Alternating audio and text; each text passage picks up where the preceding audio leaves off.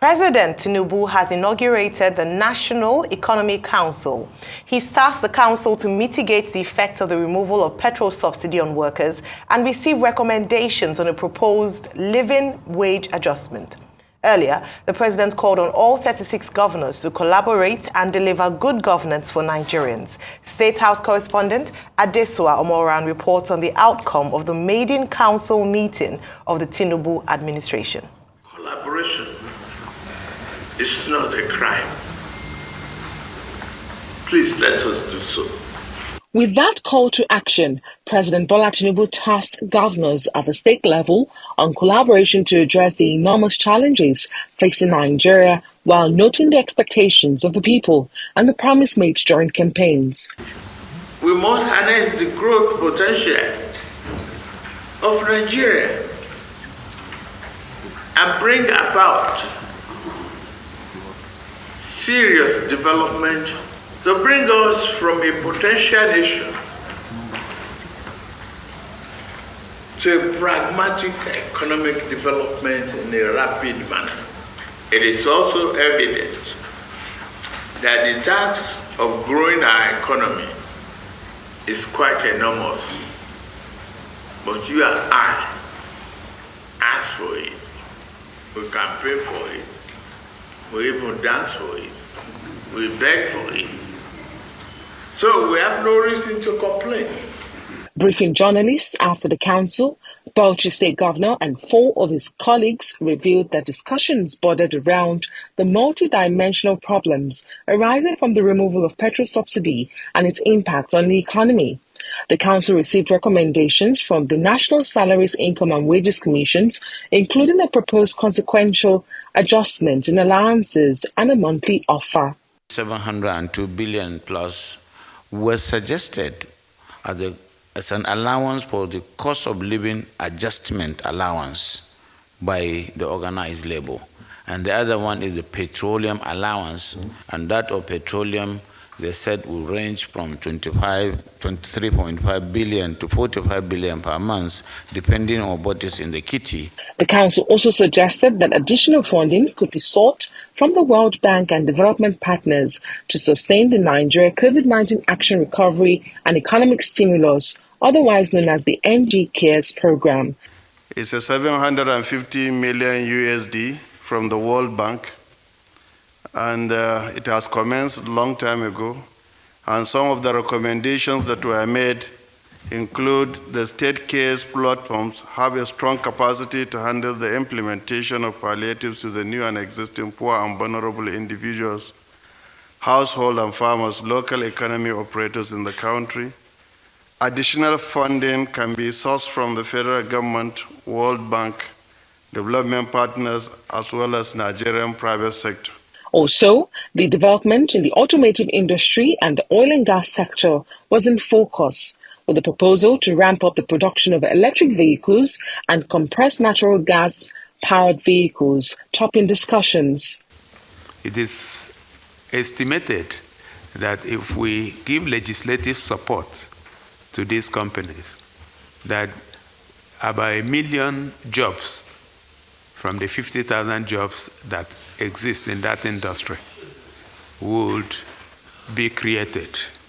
The impact of this is that the pressure on the price of petroleum products, particularly PMS, will be reduced the more we use electric vehicles and CNG-powered vehicles. When you look at the pricing template, which the regulatory agency showed us, you will see that the margins for marketers is even smaller than, the charges to MPA or to NIMASA or even to the regulator itself. And this should be looked at. The council is expected to reconvene in a fortnight to review progress on the deliberations from the various subcommittees. Guided by the principles and priorities outlined by Bola Tinubu, the nation eagerly awaits the concrete actions and policies that will translate his vision into reality. Adesoa Omoran, Arise News. Also, President Bola Tinubu has appointed 8 special advisors into his administration.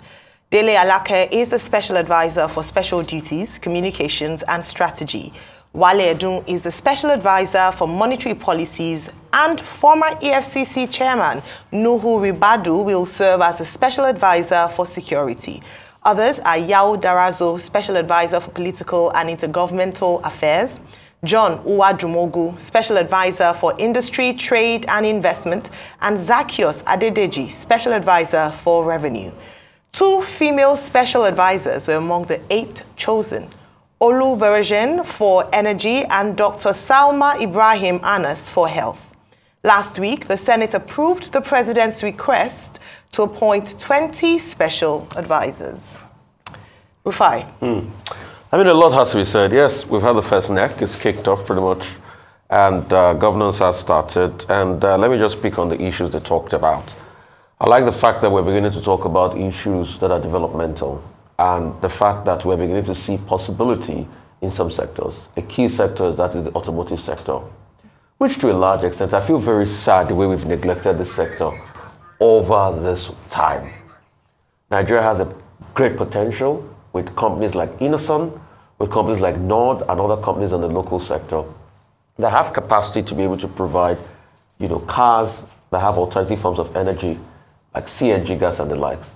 In fact, the last administration, when Teoprius Silva, the Minister of State for Petroleum, talked about CNG gas, immediately companies like Innoson have started to produce CNG gas-powered buses in mass. Why are we not buying from them? Why can't we have legislation around our automotive sector to be able to build? Because we have a big market here. Even more than the estimate of 1 million jobs, I think we can do 2 to 5 million jobs in the automotive sector. It's a trillion, it's a multi-billion-dollar sector. And it can take a sizable part of our GDP. And what I'm excited about is development in Nigeria. That the fact that when we start to look at the hitherto 39 of over 40 sectors that make our GDP, automotive sector can also climb in all of this. I'm also hearing about possibilities here post-COVID recovery. I think the challenge has always been hitherto the way the state governments disperse and spend the money. If you are getting a lot of subventions from the World Bank as regards COVID recovery, how did you spend the money initially? I'm very sad that after COVID, health outcomes didn't improve in state hospitals. I thought COVID was going to be used to be able to improve health outcomes and prospect in hospitals, but that was not the case because we saw what happened, massive case of corruption. So I'm happy that the president talked about the need for collaboration across board. We should collaborate. And also, kudos on the special advisors. I mean, those are very stellar talents. I must have to say, you can't fault Wale Edun as regards monetary policy. You can't fault the likes of Nuhu Ribadu, very intelligent officer, served in the police force and all of that. You can't also fault Dele Alake that has been his man all this while. Veteran journalist, he's been his man. He's constantly stumped for him, even in the political scene. Olu Vehijen was here with us. I mean, she was pretty much the one that helped craft the economic policy out of the manifesto. And I remember she was sitting, I think, out here when we did ask her questions as regards the economic policy. So that pretty much set up, he can pretty much set up to run the government. But for me, it's not about appointments, it's about outcomes. And you will be judged by your outcomes. So I tell him, you better get out to work and do it, and let us see the outcomes on the lives of Nigerians. The impact is really needed, and we need to grow sectors in this country. That's the real stuff of doing governmental job. You campaign in poetry, but you govern in prose. Okay. Now, let's start with the National Economic Council. The National Economic Council is a creation of the Constitution, Section 153. There are other institutions that are created under Section 153, the National Judicial Council, the National Security Council, the Council of State, the RMAFC, that's the Revenue Mobilization Commission, and several other commissions. But Section 153, subsection 1, creates the National Economic Council. Under Section 148, the role of the Vice President as the chairman of the council is recognized. There are other sections of that constitution that give specific roles to the Vice President of Nigeria, Section 131, Section 141, and all of that. So Part 1, third schedule of the Constitution talks about the National Economic Council. So President Tinubu inaugurating the National Economic Council yesterday, is acting in line with the law. And the chairman is the Vice President.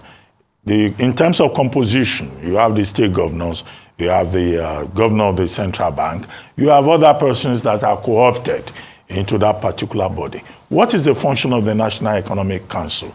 To advise the president on the economic affairs of the country and to ensure inclusivity, that all the states are on board. So that's the context of that. But there's also the National Economic Management Team, which is chaired by the president. There is, if the president decides, he can also come up with a National Economic Advisory Council. So in all of this, the National Economic Council itself is basically, advisory. They make recommendations to the president. But what has been stressed here is that to be able to solve the big economic problems Nigeria is facing, a debt profile that we have been told has even gone up to 85 trillion with the devaluation of the naira, with the merger of all the windows on the foreign exchange portal. It means there is serious work ahead with the subsidy removal. So, but it is good to have all of these, constituents working together. In other words, what is referred to as the wisdom of the community to be able to solve wicked problems that Nigeria faces. It's called wicked problems, either locally or internationally. So the vice president has his job cut out for him now, but it is basically advisory. I keep reminding people, all other functions are stipulated in the other sections of the Constitution that are outlined. The second thing that the president did yesterday is that he announced 8 advisors out of the 20 that was approved for him by the 9th Senate. The 9th Senate, the main job it did for this president was that it approved a list of a request for 20 advisors that were sent to him. If you look at the composition, you see that these special advisors, you can rank them 1 to whatever. And they are persons who have been recommended to the president by the president himself, by Buhari, former president of Nigeria, and by, the vice president. I looked at that list. Dele Alake, Wale Edun, Nuhu Ribadu, these are the president's men who have been with him for a very long time. And if you look at Dele Alake, he's been given special duties, communications, strategy. That's quite a very big responsibility. So you are likely to see Mr. Dele Alake playing a major role. But he's a trusted aide. He's been Commissioner for Information and Strategy in Lagos. He's been with the Asiwaju for a very long time. So he's a man that can be trusted. You have Wale Edun, technocrat, economist, very distinguished. He was in the Transition Council. From the Transition Council, he was at the spring meetings in Washington, D.C. of the IMF and World Bank, representing the incoming government of Nigeria. He's been with Lehman Brothers, he's been everywhere, Denham Hill, and all of that. So he knows his onions. And don't be surprised if he will be the person behind some of the monetary policies that will be initiated. But he's a quiet, humble person. Then you have Ribadu. Ribadu has been chairman of the EFCC. He has been presidential candidate of the ACN. And he couldn't have been there if Bola Ahmed Tinubu did not trust him. He has a master's in law, and he knows the territory, so he's well chosen. Oluvejehan, Miss Oluvejehan, is an expert in gas, and energy, renewables, and all of that. And she has very great experience in that regard. Zaccheaus Adedeji was Commissioner for Finance in Oyo State. So he's special advisor now on revenue. So he also knows his onions. Salma Anas was Commissioner for Health in Borno State. He served Governor Shetima as he then was. So she comes also with a background of experience. Yanda Razu was special advisor on special duties to President Buhari. That's why I said, President Buhari has also put one of his own men there. And then John Uwajumoro Ogu is also from the energy background. So, but 8 persons so far. We expect 12 more. But in terms of the key persons, You can have 20 special advisors. What President Obasanjo told us was that it's for the president to listen to the advice.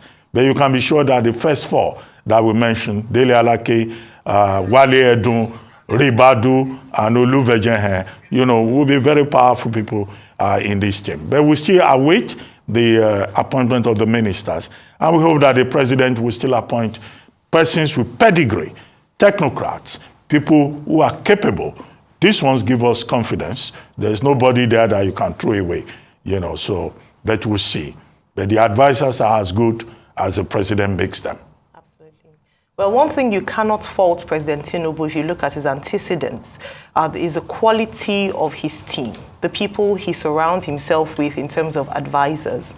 If you look at, as already has been analyzed, the quality of the team, you would understand that when it comes to pedigree, as you mentioned, Doctor, capability, technocrats, they all fit the bill, while still being able to address some of the concerns around fairness, equity. So one of the things that President Tinubu had said during his campaign was that he was going to ensure that young people and women would be represented in his government, whilst ensuring, because there's 25% at least so far in the special advisor's appointment of women, 2 women out of 8, making 25%, it still hasn't compromised in terms of capabilities. What we've had in the past is usually, sentiments used as a yardstick for appointment, as opposed to finding people who are both capable and able to meet the quota system that you want to arrange. I think that's something to watch and something fine to address. Of course, where you come from or your gender does not immediately impact on the quality of work that you will do. But it is good to see that he's able to keep to his campaign promises thus far, because we've promised that in the course of his administration, we will keep going back and, just going back to his campaign promises to ensure that he's able to meet them. Then going back to the inauguration of NEC and the first National Economic Council meeting yesterday, he had mentioned that they should recall how they danced and campaigned to get the job, and for them to remember that no excuses will be given as to, we didn't understand the enormity or the weight of the work ahead of us, because they ought to have been prepared. They knew about this. And then 2 things he mentioned in terms of the key areas to immediately look at. I don't envy the economic team as anyone who would handle the economy. Is number 1, living wage. Number 2, removal of fuel subsidy and the impact on the economy, and obviously to address these key concerns immediately. They have to hit the ground working, and hopefully we begin to see the gains of appointing these technocrats in office. And very quickly, finally, he said the key areas of his government will be 5. I've given it an acronym so we can continue to watch. SEJAI: security, E for economy, J for job creation, A for agriculture, and I for infrastructure. You can see it play out in the first appointments he's made. They address some of these 5 key areas. President Tinubu, congratulations on appointing your 8 special advisors and the National Economic Council. But very importantly, it is what will happen in the next few days, and to see them work for the good of Nigerians. Move on to our next story. The Norwegian Investment Fund for Developing Countries, Norfund, has hosted key stakeholders across all relevant sectors. The event, which held in Lagos, also highlighted Norfund's desire to increase its investment portfolio in Nigeria. Arise News correspondent Fadeshola Shotinwa was there and now reports. Norfund is committed to creating jobs and improving lives by investing in businesses that drive sustainable development and economic growth. It operates in sub-Saharan Africa, supporting companies in the private sector whilst focusing on renewable energy, financial inclusion, green infrastructure, and scalable enterprises in agriculture and manufacturing. Nigeria is a key market in Africa, and not least here in West Africa. I mean, the pure size of it, but it's not only that. It's also the opportunities. It's the energy. It's the people. So for us, Nigeria is key, and we think there are tremendous opportunities for us here going forward. But the key for us is really about the partners. So is this a partner that we believe we together can really do a journey, a growth journey, which is not only growth when it comes to sales and profit, which is important, but it's also about getting up to the right ESG standard and getting it into a healthy and sustainable business that can really scale in size and in the value creation. We're looking primarily to back great management teams to execute on their plans. And we do not look for perfection. We know the difficulties of operating in a market, not just like this, all of West Africa, volatile markets, teams that are looking to scale their businesses and that are aligned in values with us. Of course, like any commercial investor, we will also look for profitability and the potential for commercial returns, but equally important to us is development impact and partnering with a partner who believes in the same things we do. So creating better governance, better institutions that can outlive their founders, as I mentioned today, and also that believes in things like impacting the environment and the community they operate in positively. Part of the activities at the stakeholders meeting was the signing of a partnership agreement with OH Ecosystem, a cocoa processing company, for a $12 million investment, as well as We Cyclers with an investment worth 2 million euros. The forum also had a panel session with panelists discussing value addition in challenging markets and sharing their journey to success stories. Fadishola Shotingwa, Arise News.